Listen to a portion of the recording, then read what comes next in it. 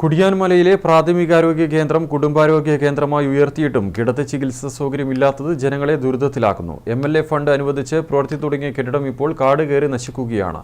എത്രയും വേഗം കെട്ടിട നിർമ്മാണം പൂർത്തിയാക്കി കിടത്തി ചികിത്സാ സൗകര്യം ഒരുക്കണമെന്നാണ് നാട്ടുകാരുടെ ആവശ്യം.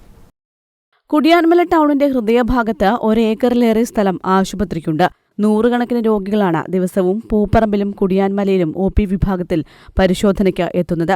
കുടിയാൻമലയിൽ കുടുംബാരോഗ്യ കേന്ദ്രം വേണമെന്നാവശ്യപ്പെട്ട സ്ഥലത്തെ പൊതുപ്രവർത്തകൻ രാജു കൊന്നക്കൽ അന്നത്തെ ആരോഗ്യമന്ത്രി KK ശൈലജയ്ക്ക് നിവേദനം നൽകിയിരുന്നു. ഏരുവേശി പഞ്ചായത്ത് ഭരണസമിതി പ്രമേയം പാസാക്കി നേരത്തെ തന്നെ ആരോഗ്യവകുപ്പിന് കൈമാറി. തുടർന്ന് PHCയെ FHCയാക്കി ഉയർത്തി. MLA ഫണ്ടിൽ നിന്ന് 50 ലക്ഷവും അനുവദിച്ചു. തുടർന്ന് കിടത്തി ചികിത്സയ്ക്കുള്ള കെട്ടിടത്തിന്റെ പ്രവൃത്തി ആരംഭിച്ചെങ്കിലും പാതിവഴിയിൽ നിലച്ചു. ഇവിടെ ഈ ഒരു സ്ഥാപനത്തെ FHCയായി ഉയർത്തിയതിന് ശേഷം ഒരു ബിൽഡിംഗ് ഇവിടെ പണിതിട്ടിട്ടുണ്ട്. അത് കാട് കയറി നശിക്കുന്നല്ലാതെ തുടർ നടപടികളൊന്നും ഉണ്ടായിട്ടില്ല. ഇത് എത്രയും പെട്ടെന്ന് നല്ല രീതിയിൽ പ്രവർത്തിക്കാൻ യോഗ്യമായ വിധം വൃത്തിയാക്കി എടുക്കണമെന്ന് ആണ് ഇതിൻ്റെ പ്രത്യേക ആവശ്യപ്പെടുന്നത്.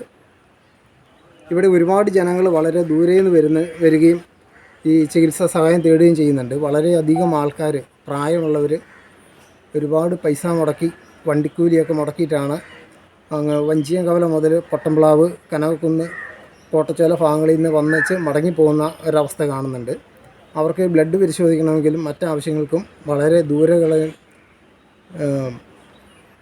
ഒടുവള്ളിയും നടുവിലുമായിട്ട് പോയി ചികിത്സാ സഹായം തേടേണ്ട അവസ്ഥയിലുള്ളത്. പൂപ്പറമ്പ, കുടിയാൻമല എന്നിവിടങ്ങളിലാണ് 2 PHCകൾ സ്ഥിതി ചെയ്യുന്നത്. ആവശ്യത്തിന് സ്ഥലം, നല്ല കെട്ടിടങ്ങൾ എല്ലാം ഉണ്ടായിട്ടും കിടത്തി ചികിത്സ മാത്രം യാഥാർത്ഥ്യമായില്ല. ഡോക്ടർമാരുടെ സേവനം, മരുന്ന്, ആവശ്യത്തിന് ജീവനക്കാർ എല്ലാം ഉണ്ട്.